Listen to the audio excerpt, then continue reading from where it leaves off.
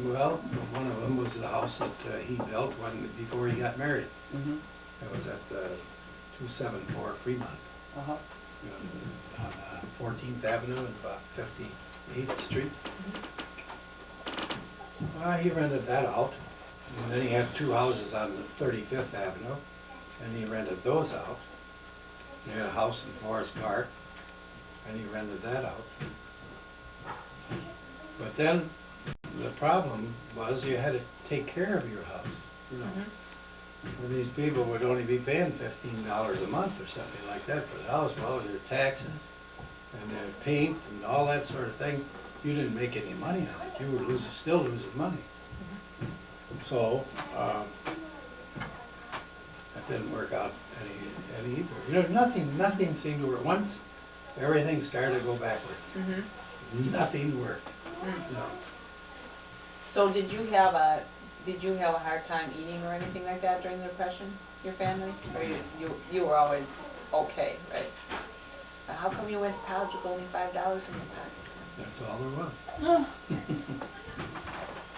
But $5 then you could live on for a year. No. You know, $7, and I paid my first week's room and board was $7, and that's all I had. Oh. So I gave him the $7, and now I had my room and I had a place to eat for 1 week. That was before even school started. You I went out. Tuition. Hmm? You hadn't paid your tuition yet either. No, I went out with my. Did I ever tell you how we got out there? Oh. No, these fellows were football players that were going to play. The coach from Marquette got a job in Colorado as the head coach. He was a freshman. He took 21 freshmen from the Marquette team out there and promised them jobs and things like that. So what we did is we went out there, and Hammond was the leader.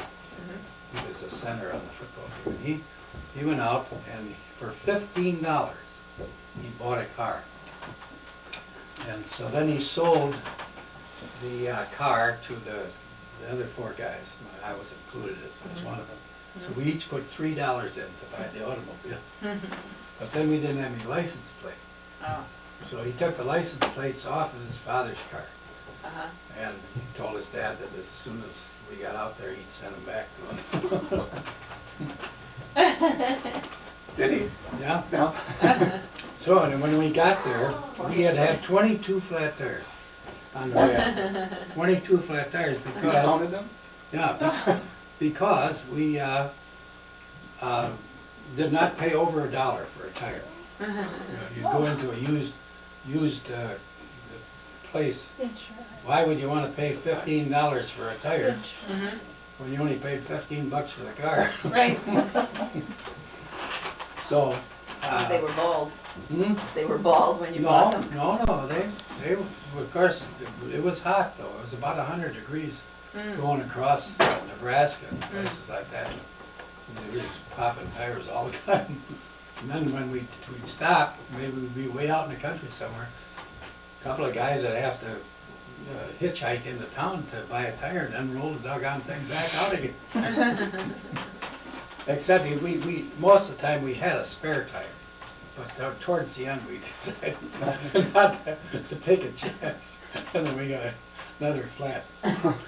And then we got about 55 miles from Greeley, and we got a flat tire, and we didn't have any spare. So two guys went into the town, and while we were there, a cop came. And he looked at us, you know, we've been on the road for 48 hours then. And none of them, the guys had shaved. We really looked terrible. So this guy come out, pulls a gun out on us right away. He wasn't taking any chances. Because when he looked at us, we all looked like we were all crooks. Gangsters, yeah. Did he make you put your hands up on the car or anything like that? No. But he you know, 5 guys, and he was all alone. So What kind of a car was it? it was a Nash. Yeah. Yeah, it was about a 19, I'd say about 1921. And this was 1933. So I was about 12 years old. What'd you do with it after you got to school? After we got to school, we took it out and we went and we got into the dormitory. And so then he took the license off and sent it back to his dad. And then we set the car up in the backyard of the dormitory. And so we couldn't drive it or anything, we didn't have any license. So one day we got up, looked out, the four tires were gone. Somebody came. Somebody was going to California and needed a few spare tires? Evidently. So there the thing was, sitting up in a block, no tires on it. Uh-huh. And the governor, the college, looked at it for a couple of weeks, and finally they said, "That's gotta get out of here." So it cost us $5 to have that thing hauled out of Yeah. there. Not easy to haul without tires. Yeah, that happened to my car once. Yeah.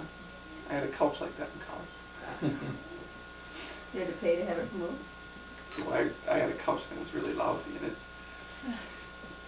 we didn't have any room for it, and I the second year that I moved into my room, we didn't have any room for it, so we just put it outside, and after it got rained on, the college moved it. So how did you get past the first week in college? Well, then I was going out there to play basketball.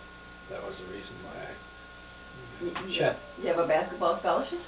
Well, what they call a scholarship would be that the college would get you a job to meet your expenses.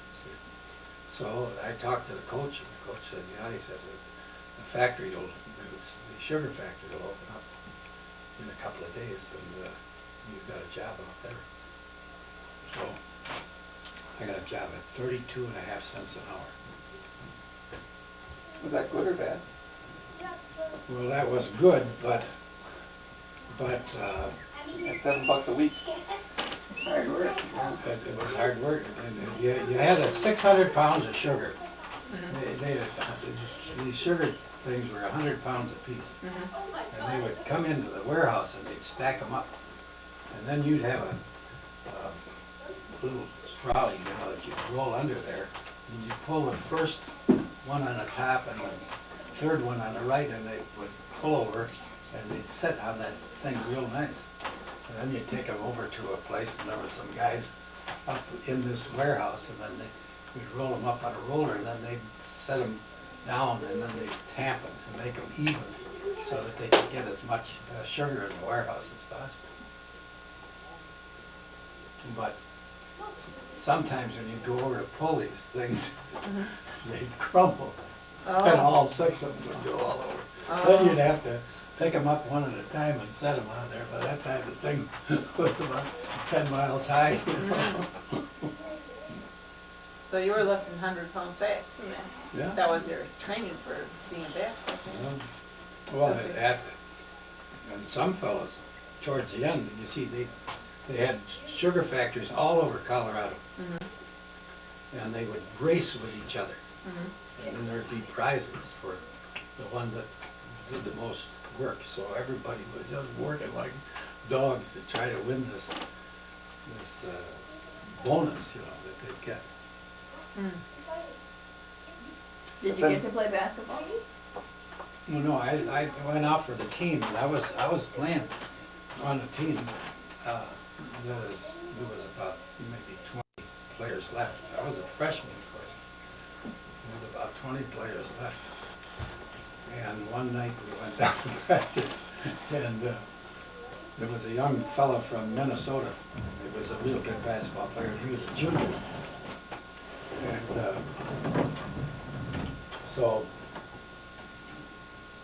in the practice, this fellow and I were playing opposite each other. And he was a pretty dirty guy. He's always doing, he was pulling on my pants and stuff like that. When I go to move to get the ball or something like that, he'd reach up and pull my pants and I couldn't move. And he just kept getting to me, you know. And so one time I was going up to shoot a basket, and he came up behind me, and he got a hold of my arm, and he pulled my arm down, so the ball just dropped down. But we were both way up in the air, and I thought, oh boy, what an opportunity. So I reached around with my right leg, just reached around like that, and got it right in here on him, and I give it a jerk. Woo! He straightened him right out, you know, and we were about 3 feet off the floor, and down he went. And the coach was right there. And he ordered me off the floor immediately. And you know, this guy was a star on the team. So he could afford. You could have ruined him, huh? Yeah, well, he could afford to give me up, but he couldn't afford to lose that guy. So that was the end of your basketball That was the career, end huh? of my basketball career. So Did you lose your job then too, or did they let you keep the job? Then, you know, the next thing that happened was that the sugar deal ran out. So then there was some stealing going on in the locker room when the football players were out playing. Somebody was getting into the locker room and stealing stuff that belonged to the players. So the coach of the football team called me because they found out that I had lost my job at the factory. And he said, we've got to have somebody in there to watch while the guys are out playing so that they don't lose all their stuff. So I didn't ask him how much and he said, I want you to write down, you know, everything that's wrong if a guy doesn't lock his locker and stuff like that. So that's what I did for about 6 weeks. And he didn't pay me anything during that time. And so I finally went to him and I told him, I said, gee, I'm way behind on my room and board and everything, and you gotta do something. And he said, well, he said, I was gonna call you. He said, I like your reports. They're just fine. I had to give him a report every week of guys that didn't lock their locker or anything unusual. He said, he said, very, very good report, just wonderful. I think we got all the information we need and we won't need your services any longer. He says, you can go over and pick up your pay over at the place inside the administration. And I went over there, I got $10. Oh. He gave me $10 for that 6 weeks work. Oh, no. Now that's the tradition I picked up, was working like a dog for nothing. Yeah. The family. I knew I got that trait somewhere. When did you start working with Michener? What was the cost of room and board in the dormitory? Well, it was more than $7, but it wasn't, maybe it wasn't double though. Maybe it was $13.50 or something like that. So the school made out well Yeah. on that. Well, there were a lot of people that were working for the school that were living in the dormitory. Did you have a roommate? Yeah, I had lots of them. Oh. One fellow we went to see in Hawaii was a Hawaiian. I had him Oh, the freshman year. Mm-hmm. I was in school. Freshman or sophomore, when you went back? Well, it must have been sophomore, yeah. And then I had a football player for a roommate one time. He was a senior and I was a sophomore, I think. Anyway, he was way ahead of me. So did you work with Michener often, or? Well, then when I became a senior, then I got the job in the dean's office. I left the library and got a job in the dean's office as the assistant to the dean of men. And that Michener was the head of the dormitory. and then they made me the assistant. And so I had a full year with him as his assistant. Did you call him Jim or James or Mr. Michener? I think we called him Mr. Michener, because he was a professor in the high school. They had what they call a college high, they call it the school college high, it was right on the campus. And he was a teacher in there. He used to ask me to come and teach too. Teach what? Well, just maybe tell him about my experience in going to school or something. What about Wisconsin? Mm-hmm. Wasn't it a geography class? Must have been. Some kind of social studies, huh? He taught geography, huh? I think so. So I got so interested in all those different places. Maybe. You what? We really had a nice visit with him in, where was that? Swarthmore? Chesapeake Bay or Maryland? Maryland? Did he say, thanks, one day when we were sitting down and you said, hey, you ought to write books about this sort of stuff. And he said, oh yeah, that's a good idea. You know, he never published anything until he was past 40. Yeah? There's hope. He's 83. He's 83 years old now, Mm-hmm. and he's written about 40 books. 1 year. He just made the front cover of, what, Parade magazine or something Yeah. like that? Mm-hmm. A couple of weeks ago? Yeah. 83 years old. So what'd you do after college? Wasn't it tough getting back? Back where? Getting back from Colorado? To here? Yeah. No, it was not real tough, because we found out that we could go and ride the sheep train. Yeah? We went to Chicago, went to Denver, and when they shipped sheep to Chicago, they could send one guy with each shipment, and a lot of guys wouldn't go. See? So we would go down there, and then they'd assign a certain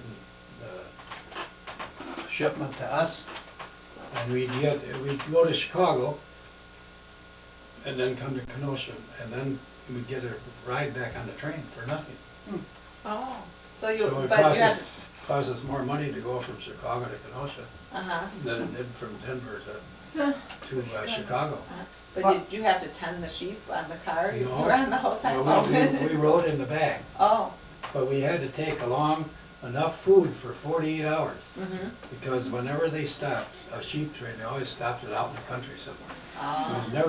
So you never had a chance to ever buy anything. Mm-hmm. Why did they want you on the train? Well, they allowed that because sometimes people that ship things would go with them, Mm-hmm. and then would have something to do with the selling of the sheep. See, when other people, I suppose, if they were great big shippers, or they didn't have anybody, Mm-hmm. so they'd allow somebody else to go. But you never had to do anything. And we had to make sure the sheep didn't jump out when they stopped in the country. No, People no. steal them. We never even saw the sheep. Did you travel alone then? Was it lonely back there? No, they put a, what do they call that thing on the end of a? Caboose? Caboose on the end of a freight train. There might be 120 freight cars. And then they put this caboose on there, and they'd have a couple of men that worked for the railroad that would be in there. And then all these people that were accompanying these sheep would be in there. See, so you'd have maybe 8-10 people in there. And so you had plenty of people to talk to and everything else. But Play you cards or anything? Sure, but you might be on there for 48 hours, you know. Mm-hmm. Take you 2 days, and you'd never ever stop near a city, never. You could get out and walk around out in the country somewhere. Rest stops. Were you a college graduate when you first did that? No, we were in college. Way back and forth. Then what did you do after you graduated? Well, after I graduated, then I got a job working as my roommate at the dormitory got to be the dean of men. He graduated the year before I did, and he was 23 years old, and they made him dean of men. And so he appointed me as assistant dean. You didn't trip him on the basketball court, did you? No, I don't. Good move. No, and he got a job at Stanford, and he became a professor at Stanford University then, later, you know. And I wrote to him, and when we went to California, we didn't see him, but we did hear from him. We went to Stanford and looked for him, but he was gone then. He wasn't on the campus at the time. So then, so you were the assistant dean of I men? was assistant dean of men for 1 year. Then a fellow by the name of George Bickle, who was a real sharpie, he got a job as assistant. He was only about 25. He was assistant director of the NYA, National Youth Administration, in Colorado. Mhm. And so he came to me and talked to me about it. He said, if you go out and teach, he says, I can guarantee you at least 50% more in salary than you get if you would teach. Mhm. So that sounded a lot better to me. So then I got a job with the National Youth Administration.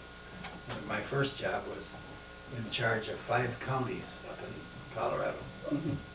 And my job was to hire all these kids, you know, and working for the NYA. And they worked in libraries and they worked in offices in cities and all that stuff. And then I'd have to go out and call on all these guys that were running these projects. And so I did a lot of traveling too. I did that for a couple of years, and then they transferred me to Denver. And then I was working in the state office. And that's where I quit to come home when I got, you know, the war started. The war was started, and I started hearing from Wisconsin. What did you hear from Wisconsin? Better come home because we're gonna send you over there? No, but your number is. When before the war started and, you know, before the United States got involved in the war, were you active in any political movement or thinking about it? I mean, because weren't there a lot of people who were isolationists and people who wanted to get involved and people on the other side, or did you try to stay out of all that? No, I wouldn't. I didn't get involved with any of those. Uh-huh. And then, When you worked for the NYA, I thought you became a citizen of Colorado and paid state tuition. Was that the NYA that gave you that privilege, or was it, No. the National Guard? Yeah. See, Wisconsin didn't hear that you were a citizen of Colorado then, huh? No. You know, when I joined the National Guard right away, Mm-hmm. because then I became a Colorado citizen, Mm-hmm. and I didn't have to pay any out-of-state tuition. Mm. So as a freshman, I was a resident of Colorado. Mm-hmm. So, but then Wisconsin's the state that drafted you. Yeah, because I had to register Mm. with Wisconsin. Oh, okay. But before the war, were you thinking a lot about the war and what was gonna happen and all that? Or were you preoccupied with your jobs and?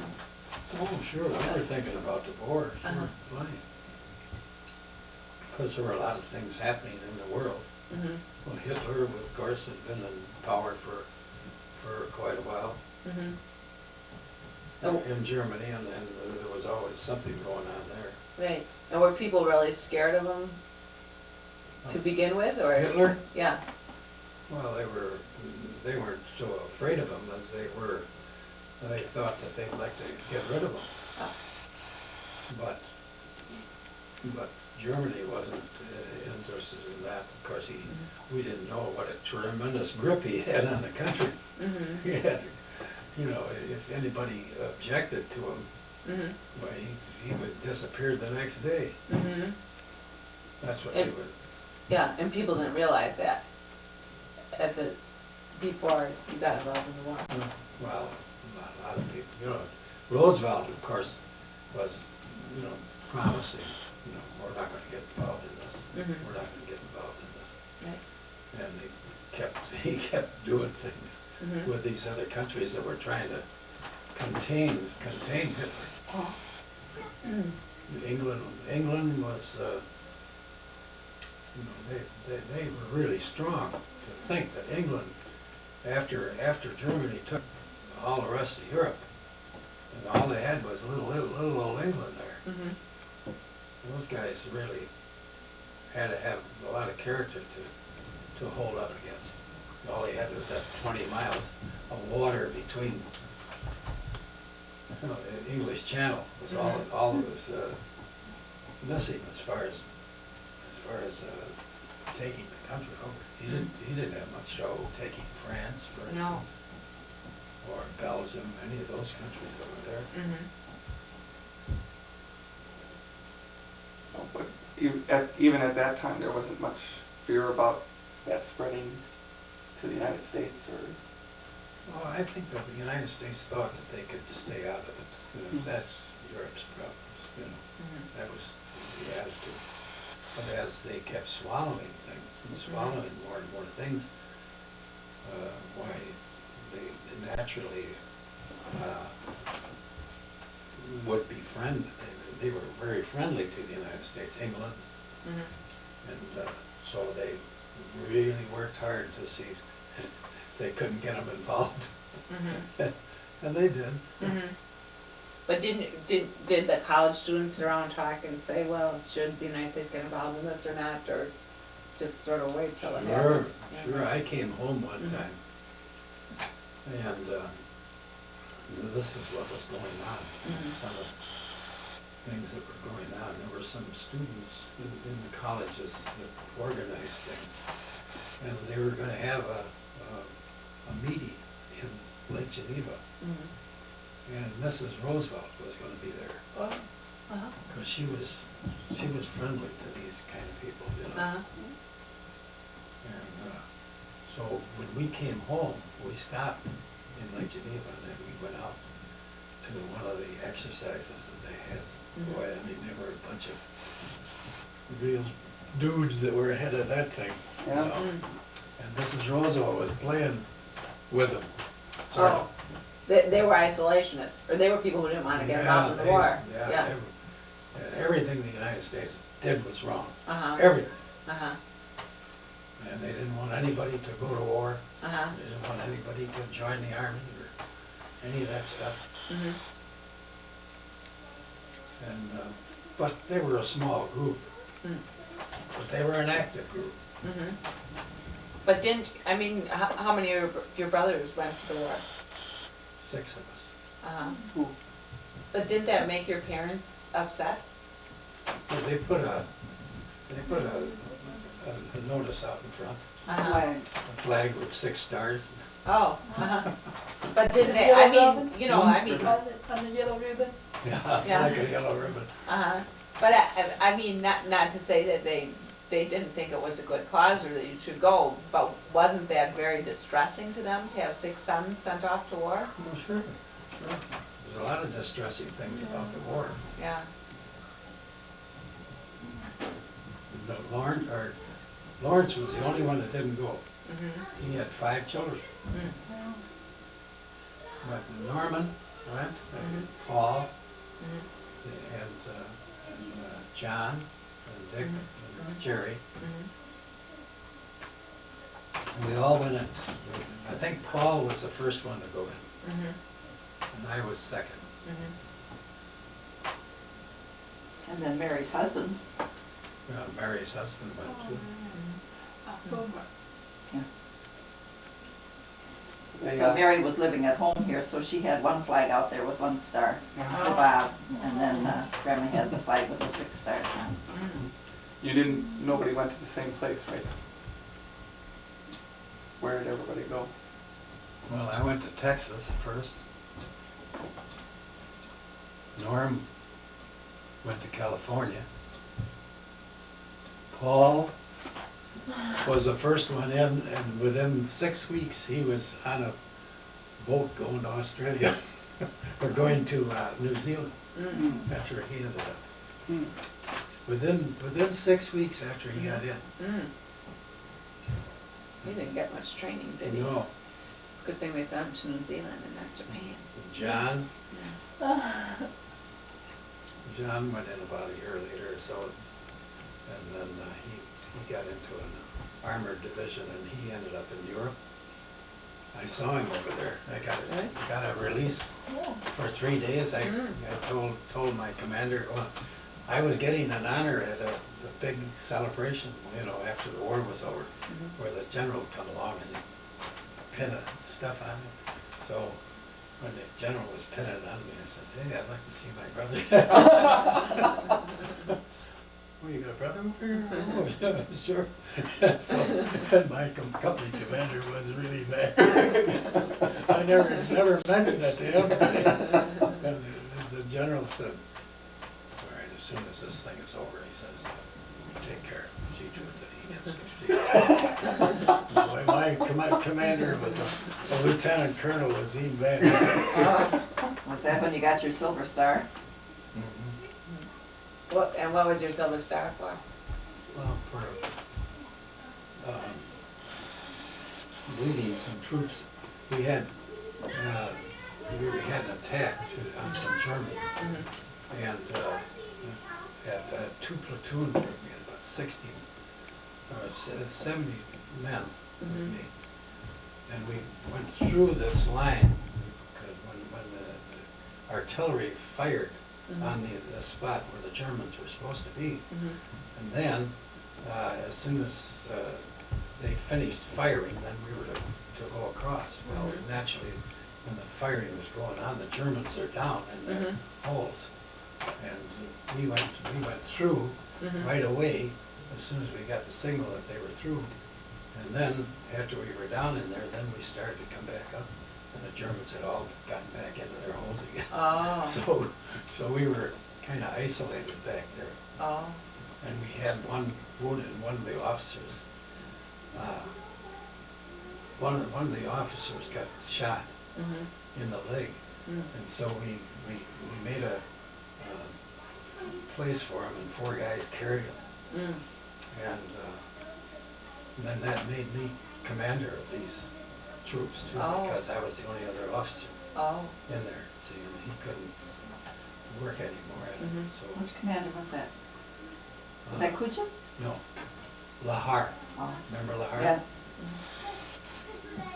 So then we came back up, and we got right near where one of the holes were, where the doggone Germans were. And I heard some noise.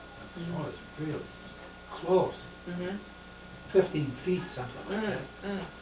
The guy threw a hand grenade out at us. We all went flying around, you know. But then that's all he did. He threw the thing out, and then he went back down into the hole again, and he stayed there. But none of us got hurt from the hand grenade, because we all hit the ground. And the stuff must have flown over us. When did you get hit with the hand grenade? On the line, what was the line they call the Maginot Line? Yeah, when we were attacking the Maginot Line, that's when I got hit there. Yeah. Where was that? Right near Germany, right? You know, they had a hill, it was about like this, that's it going up, and the Germans were on the top of the line like that. And we'd go up, and what they did was they knocked down a bunch of trees, and then these trees would be all plopped all over the side of this hill. So when you had to go up, you had to go like this, you know, to get over those trees. And, but it was kind of nice in a way too, because they would start throwing artillery at you, but they couldn't hit you because of the hills. See? Like this, it was a very steep hill. They were down on this side, we were down on this side, but then we started up the hill. We'd be up in here somewhere. They'd shoot Now, if they land on, right on the top of the hill, why, of course, they might be able to get somebody. But if they went over, then that thing would go, and you were under your seat, so they couldn't get you. And you could get them more easily, because they were under, you could get them more easily. 'cause Well, they we were didn't, down. they were You would- they were a great distance away Oh, from us. oh. We didn't know where they were. Oh, But when we did get up on the top, mhm. in the Maginot Line, there, why, there were all kinds of Germans up in there. Mhm. That's where I got hit. We captured about 4 or 5 guys, and we had them there, and we were talking to them, Mhm. and trying to find out something about it, you know. And some young kid, he was about 18 years old, German, snuck up behind this bunker, and he saw all of us there, even, and we had the Germans there too, Mhm. and he threw a hand grenade right where we were. Oh, We all scattered, you know, and hit the dirt, but I got hit right in here. Yeah. mm.